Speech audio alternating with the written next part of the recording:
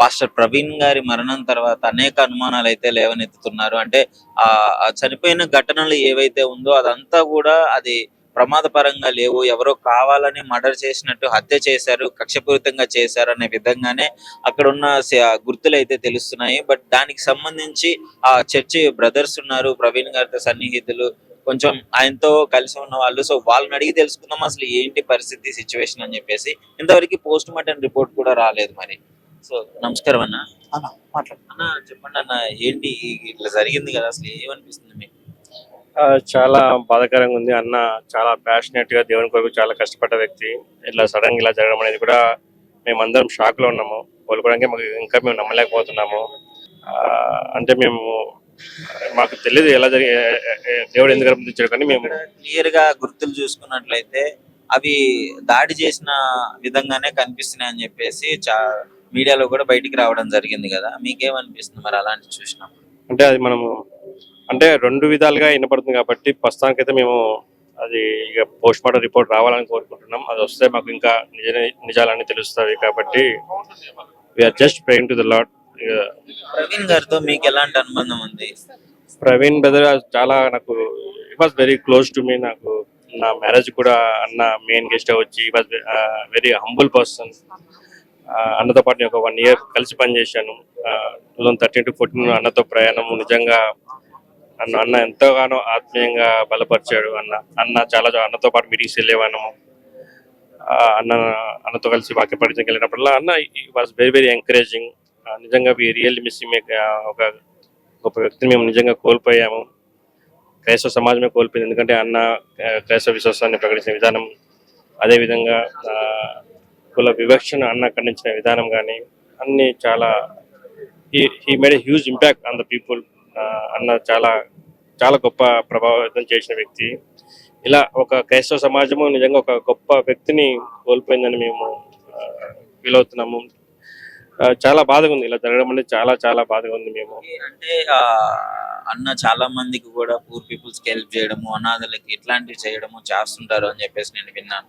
దాని గురించి ఏమని చెప్తారు? అవును, అన్న చాలా మందికి అన్న ఇంట్లోనే ఆర్పన్స్ పెట్టుకుని వాళ్ళని సొంత బిడ్డలా చూసుకోవడము, వాళ్ళ కొరకు నిజంగా అంటే నేను అక్కడ క్లోజ్గా ఉన్నా కాబట్టి అన్న లవ్వింగ్ అనేది చాలా లవ్వింగ్. అన్న ఎప్పుడు ఎవరిని గద్దించమని ఇలాంటి ఏమి ఉండవు. అన్న చాలా లవ్వింగ్. మరి ఏంటి అంటే ఇతర మతాల గురించి మాట్లాడాడు, కక్ష కట్టారు అనే విధంగానే సోషల్ మీడియాలో అయితే చెప్తున్నారు. ఆ విధంగా మాట్లాడతాడు ఆ పర్సన్. ఇతర మతాల గ్రంథాల్లో ఏది ఉందో అదే చెప్పాడు. కక్ష లేదు, పగ లేదు, ఏం లేదు. ఇతర మతాల గ్రంథాల్లో ఏముందో అదే చెప్పాడప్ప. వాళ్ళు కూడా మా గ్రంథాలు ఏమైనా వాళ్ళు మాట్లాడేటప్పుడు మేము కూడా వాళ్ళ గ్రంథాలు ఏముందో చెప్తున్నాం తప్ప అక్కడ ఎక్కడ కక్ష ఏం లేదు. అన్న మెసేజ్ చూస్తే మీరు ప్రేమించండి మనుషుల్ని. అంటే ఆ లవ్ అనేది, ఆ ప్రేమించడం చెప్పడం అనేది అది నిజంగా అది అందరు నేర్చుకోవాలి అసలు. సో హిందూస్ కూడా చాలా మంది బాధపడుతున్నారు. అంటే అందరు కాకపోయినా చాలా మంది వచ్చి కొంతమంది రెస్పాండ్ కూడా అయ్యారు. సో అది కూడా చూశాను నేను. సో కొంతమంది ఇట్లా మత విద్వేషాలు తెచ్చే విధంగా మాట్లాడినప్పటికీ కొంతమంది చంపడం అనేది ఎవరిని చంపడం అనేది నిజంగా మనకున్న మనసాక్షి బట్టి చూస్తే ఎవరిని చంపకూడదు. మనము ఇలా ఉండదు కదా పక్క వాళ్ళు చంపండి అని చెప్పేసి. అంటే ఇప్పుడు విమర్శించడంలో తప్పులేదు, కానీ ఆ విమర్శను తీసుకోవడంలో ఇప్పుడు చెప్పాలంటే మా యేసు ఇష్టం వచ్చినప్పుడు మాకు చాలా బాధ అనిపిస్తుంది. అసలు చాలాసార్లు ఏడుపు కూడా వస్తుంది. మరి మేము ఆ విధంగా రెస్పాండ్ అవుతున్నావా, మేము అట్లా రెస్పాండ్ అవుతున్నావా కానీ మేము కూడా సరే విమర్శిస్తున్నారు, మేము కూడా వాటికి వాక్యానుసారంగా మేము సమాధానం చెప్తున్నాం తప్ప మేము ఎప్పుడు ఇట్లా పగలు తీర్చుకోవాలి, రెచ్చగొట్టాలి విధంగా మేము ఎప్పుడు. ఏంటి నెల క్రితము అన్న నాకు థ్రెట్ ఉంది, నాకు ప్రాణాపాయం ఉంది అని చెప్పేసి చెప్పడం జరిగింది, స్టోరీ పెట్టడం జరిగింది. ఆ తర్వాత ఒక నెలలోనే ఈ విధంగా ఈయన మరణించడం జరిగింది. దీన్ని మీరు ఏ విధంగా చూస్తారు? అంటే అది ఇన్వెస్టిగేషన్ స్టిల్ అండర్ వేలో ఉంది కాబట్టి ఒక కంక్లూజివ్ ఎవిడెన్స్ కి మనం ప్రస్తుతానికి రాలేకపోవచ్చు. కానీ నిజ నిజాలు ఖచ్చితంగా బయటకు వస్తాయి అనుకుంటున్నాం. ఇక్కడ రాకపోయినా కానీ మేము మా దేవుని దగ్గర తీర్పు అనేది ఉంటుంది. అక్కడ మాకు ఖచ్చితంగా అన్ని విషయాలు ఖచ్చితంగా తెలుస్తాయి అనేసి మేమైతే ఆ హోప్తో అయితే మేము ఉన్నాము. ఖచ్చితంగా వస్తుంది. ఏమో మేమైతే చాలా యాంగిల్ ఆలోచిస్తున్నాం మేము.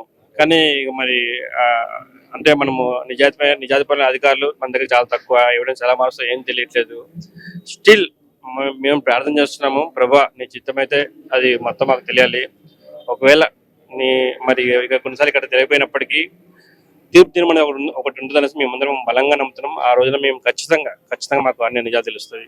అన్న మీరు చెప్పండి, రాత్రి నేను క్లియర్ గా దగ్గర నుండి చూశాను, మీరు చాలా బాధపడుతూ ఏడుస్తూ అన్న గురించి అన్న దగ్గరికి వెళ్ళి చూడటము, మాట్లాడటం కూడా చేశారు. సో నాకు కుదరలేదు, అందుకే ఇప్పుడు నైట్ తీసుకోలేకపోయాను. సో చెప్పండి అన్న, ఏంటి మీకు అనుబంధం ఎలా ఉంది అన్నతో?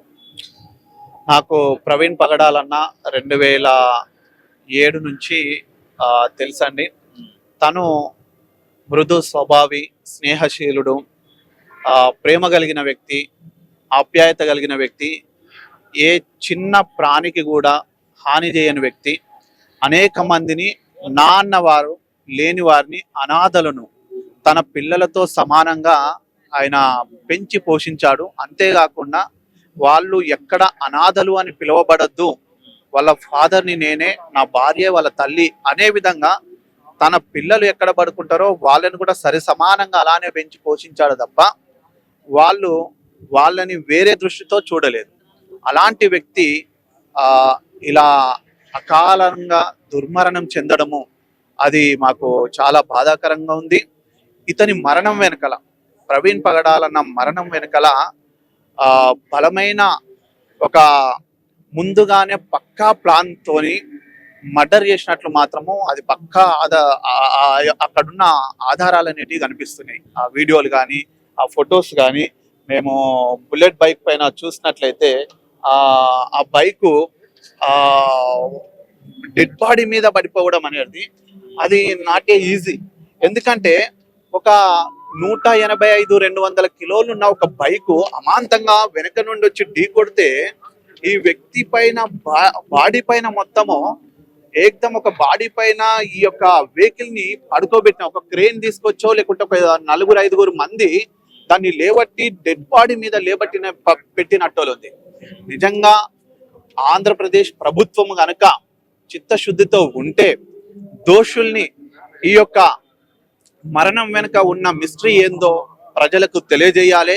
ఒకవేళ చెప్పండి, దానిపైన ఈ విధంగా ఉండడానికి పైన ఎన్ని రీజన్స్ ఉన్నాయి, మీ డౌట్స్ ఏంటి? కొంతమంది మీడియాలో, మరి కొంతమంది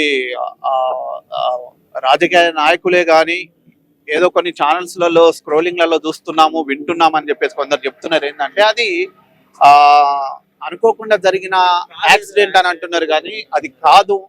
అది ఒక కథలు చెప్పడానికి అల్లుతున్న అదే. ఏదో ఒక దుమ్ము వచ్చింది, వెనకాల ఒక లారీ వచ్చింది, అమాంతంగా దుమ్ము పైకి లేచింది అని అంటున్నారు, కానీ మరి అక్కడ వెహికల్ కనిపిస్తలేదు. సరే ఓకే, అక్కడ యాక్సిడెంటే అయింది అనుకోండి.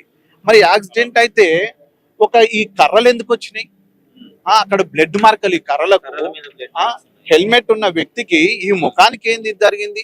వెనక నుండి కూడా గాయమైంది అంటున్నారు, నాలుకే కూడా తెగిపోయింది అని అంటున్నారు, కోసారని చెప్పేసి అని అంటారు. మాకు అనుమానాలు ఏమున్నాయంటే, ఒక మతోన్మాది, అది ఒక పలానా మతం అని నేను చెప్పను, కానీ మతం అనేది వ్యక్తిగతం, మతం అనేది మనిషికి సంబంధించింది. ప్రవీణ్ అన్న గతంలో ఒక వీడియో చేసిండు, ఒక మనిషిని హిందువుగా చూడొద్దు, ఒక మనిషిని క్రిస్టియన్ గా చూడొద్దు, ఒక మనిషిని ముస్లిం గా చూడొద్దు, ఒక మనిషిని బుద్ధిస్ట్ గా చూడొద్దు. మనిషిని మనిషిగా చూస్తేనే అది మానవత్వం. నేను ఏ మతాన్ని చూడను, ఆ మతంలో ఉన్న మనిషినే చూస్తాను, మానవత్వాన్ని చూస్తాను అని చెప్పేసి అన్నాడు. కాబట్టి అలాంటి వ్యక్తి ఈరోజు కుట్రపూరితంగా కొందరు చంపారు అని చెప్పేసి మేము అంటున్నామండి. అది పక్కా. ఈరోజు మొన్న వాడు అసలు మనుషులకు పుట్టిండా లేదా నాకు అర్థమైతే లేదు. నిన్న ఒక కామెంట్ పెట్టిండు, వాడు అంబేద్కర్ గారినే విమర్శించిన దుర్మార్గుడు. వాడు అసలు గాలికి తిరిగేటోడు. వాడు ఏమంటుండంటే, ప్రవీణ్ పగడాల అనే వాడు తాగి గలీజ్ మాటలు కామెంట్ చేస్తుండు. వాడు ఒక మనిషా, మృగమా? చనిపోయిన బాధలో మేమందరం ఉంటే ఆ దుర్మార్గుడు కామెంట్ చేస్తుండు. ఏమన్నానంటే, వాడు తాగి చచ్చిపోయిండు. ఎందరికో తాగుబోతోళ్ళకండి, మా దగ్గర ఉన్నాం, తాగుబోతోళ్ళు ఉన్నారు, తిరుగుబోతోళ్ళు ఉన్నారు, ఉద్యోగం లేకుండా గంజాయి తాగే వాళ్ళు ఉండే. అలాంటి వాళ్ళని ఈరోజు సాఫ్ట్వేర్ ఇంజనీర్లుగా, గవర్నమెంట్ ఉద్యోగులుగా తయారు చేసిండు ఆయన. కానీ ఈరోజు తాగిండు అని చెప్పేసి ఒక దుర్మార్గుడు కామెంట్ చేస్తుండు. అంబేద్కర్ గారినే తిట్టిన దుర్మార్గుడు ఈరోజు ప్రవీణ్ పగడాల గారిని తిట్టిండంటే నమ్మశక్యంగానే ఉంది. ఇంకో విషయము, ఇన్ని మంచి సేవా కార్యక్రమాలు చేస్తాను, చనిపోయిన తర్వాత స్టోరీలు కూడా ఎప్పుడు చంపాడో, ఎందుకు చంపాడో తెలియదు, ఇట్లాంటివన్నీ కామెంట్స్ చేస్తున్నారు కదా. సో మరి దాని గురించి మీరు ఏమనుకుంటున్నారు? అట్లీస్ట్ చాలా మంది, కొంతమంది హిందువులు సానుభూతి తెలుపుతుంటే ఇంకొంతమంది ఎటకారంగా స్టేటస్లు పెడుతున్నారు దాని గురించి. నిజంగా హైందవ సోదరులు ఇప్పుడు చాలా మంది ఇక్కడికి వచ్చారండి. బ్రదర్ షఫీ గారు, ఆయనకు లక్షల మంది ఫాలోవర్స్ ఉన్నారు. ఆయన ఇస్లాం సిద్ధాంతాల గురించే కాకుండా మానవాళి గురించి కూడా బోధిస్తాడు. ఆయనను మేము అంగీకరిస్తున్నాం, ఆయనను ప్రేమిస్తున్నాం. ఆయనకు ఆపద కలిగినా మేము పరిగెత్తుకుంటూ వెళ్తాం. హిందూ పూజారులకు కూడా ఆపద కలిగితే మొన్న చిలుకూరి బాలాజీ టెంపుల్లో స్వామీజీ గారికి, పూజారి గారికి ఎవరో దాడి చేసిరంటే మా క్రైస్తవ పాస్టర్లు వెళ్ళి మాట్లాడడం జరిగింది. ఆయనను ఓదార్చాము. ఒక పూజారిని మీద అటాక్ చేయడం కూడా తప్పను. ఒక పాస్టర్ మీద, ఇమాం మీద, ఎవరి మీద, మనిషే. అతనికి చిన్న పిల్లలు ఉన్నారండి. ఒక తల్లి హార్ట్ పేషెంట్, మొన్ననే సర్జరీ అయింది. ఇలాంటి వ్యక్తి పైన లేనిపోని దుష్ప్రచారాలు చేస్తున్నారండి. ఆయన తాగుబోతు కాదు, తిరుగుబోతు కాదు, వ్యభిచారి కాదు, మోసగాడు కాదు, టెర్రరిస్ట్ కాదు, రేపిస్ట్ కాదు. కొన్ని వేల మందిని ప్రభావితం చేసిండు. తన దగ్గర, తన ఇంట్లో పెట్టుకొని అనేకల మంది జీవితాల్ని మార్చిండు. కొన్ని లక్షల కోట్ల మందిని ప్రభావితం చేసిండు, ఆలోచింపజేసిండు. ఒక వెలుగు ఆయన, ఈ కాలంలో ఒక ప్రవక్త ఆయన. కానీ ఇలాంటి వ్యక్తిని పట్టుకొని ఒక తిరుగుబోతోడు, తాగుబోతోడు ప్రజల పైన ఈ మతాన్ని, ఆ మతాన్ని ఉద్రేకపరుస్తూ, రెచ్చగొడుతూ, పోస్టులు పెడుతూ, ఫోన్ పే, గూగుల్ పే పెట్టుకొని అడుక్కునే కుక్కలు ఇప్పుడు మరుగుతున్నాయి. కానీ ప్రవీణ్ పగడాల కొన్ని లక్షల రూపాయలు దానం చేసిండు. కొన్ని లక్షల రూపాయలు ఖర్చు పెట్టి పేదవాళ్లకు జీవితాన్ని ప్రసాదించిండు. ఎవరి ద్వారా? యేసు ప్రభు యొక్క మార్గంని విని, యేసు ప్రభు యొక్క బోధనలు విని. ఒకప్పుడు త్రాగుబోతండి, ఒకప్పుడు గంజాయికి అడిక్ట్ అయిన సీతాఫల్ మండి ప్రాంతంలో 25 సంవత్సరాల క్రితము గంజాయి లేకుంటే ఉండలేడు. అలాంటి ప్రవీణ్ పగడాల ఆ గంజాయిని, ఈ మత్తులో నుండి బయటకు వచ్చి ఇది కాదు జీవితము, ఒక నిత్యత్వం ఉంది, అదే క్రీస్తు మార్గం అని చెప్పేసి వెంబడించి దాన్ని లోతుగా అధ్యయనం చేసి బ్రతుకుతే క్రీస్తులాగా బ్రతకాలని చెప్పేసి ఈరోజు నిలబడ్డాడండి. అది క్రీస్తు చూపించిన ప్రేమని ప్రవీణ్ పగడాల గారు ఎంతో మందిని నిలబెట్టి వెలిగించిండండి. అది మరి అలాంటి మనిషిని, ఆయనతో ఇంత మంచి అనుబంధం ఉంది మీకు, అంటే ఈ పరిస్థితుల్లో చూడటం ఎలా అనిపిస్తుంది అన్న? అతి దారుణంగా, అంటే ఫస్ట్ టైం చూసిన మాకే హృదయం తలించిపోతుంది ఆ ఫొటోస్ చూస్తుంటే. మేమైతే చెప్తున్నామండి, ఇది ముమ్మాటికి హత్య, వట్టి హత్య కాదు, ప్రీ ప్లాన్డ్ గా చేసిన హత్య. ఏమన్నారంటే ప్రవీణ్ పగడాల గాడు 17వ తారీఖు నాడు రాజమండ్రి పలానా ఊరికి వస్తున్నాడని ఒకడు కామెంట్ చేస్తాడు. పలానోడు ఇంకొకడు వీని నాలుక కోస్తాను, 2 కనుగుడ్లు తీసేస్తాను, వాణ్ణి తలబగల కొడతాను. ఇదేనారా మీ మతం నేర్పింది? ఇదేనా మీ మార్గము, మీ దైవత్వం నేర్పిందని నేను అంటున్నాను. అది ఏ మతంలో ఉన్నా కూడా, క్రైస్తవ మతంలో ఉన్న వాడు కూడా పరాయి మనిషిని కానీ చంపినా, కొట్టినా, అది హిందూ మతంలో ఉన్నవాడు కొట్టినా, చంపినా, ముస్లిం మతంలో ఉన్నవాడు కొట్టినా, చంపినా కూడా వాడు మనిషి కాదు. ఏ మతము కూడా, అది హిందూ మతం కానీ, క్రిస్టియన్ మతం కానీ, ఇస్లామిక్ మతం కానీ, బుద్ధిజం కానీ, ఏ మతం కూడా ఒక మనిషిని చంపుమని కానీ, ఒక మనిషిని చెరుచుమని చెప్పి మాత్రం ఏ మతం ప్రోత్సహించదండి, చెప్పదండి. కానీ ఇంత దుర్మార్గంగా బండి అండి, 200 కేజీలు ఉండే ఒక బైక్ వచ్చి ఆ వ్యక్తి మీద పడిందంటే పక్కా ప్లాన్ కొద్దీ ఆ వ్యక్తిని చంపిన తర్వాత ఆ బండిని తీసుకొని వచ్చి నెట్టుకొని వచ్చి పెట్టిరు. తర్వాత కర్రలతో కొట్టిరండి, కర్రలతో కొట్టి ఇగో ఛిద్రమైపోయింది. తలకు హెల్మెట్ పెట్టుకునే వ్యక్తి. అతని వీడియోలు చూడండి అండి, ప్రవీణ్ పగడాలని చెప్పేసి నవ్వుతూ, ప్రేమతో ఏ ఒక్కరిని కూడా చేయలేడండి. ఇగో కర్రలు, ఈ కర్రలు మరి పోలీస్ వాళ్ళు ఇక్కడ ఎందుకు వదిలిపెట్టిపోయారో మీకు ప్రశ్నిస్తున్నామండి. ఎందుకు ఈ బుల్లెట్ ఇక్కడ సీజ్ చేయకుండా ఎందుకు పెట్టారు? వదిలేసిపోయారు.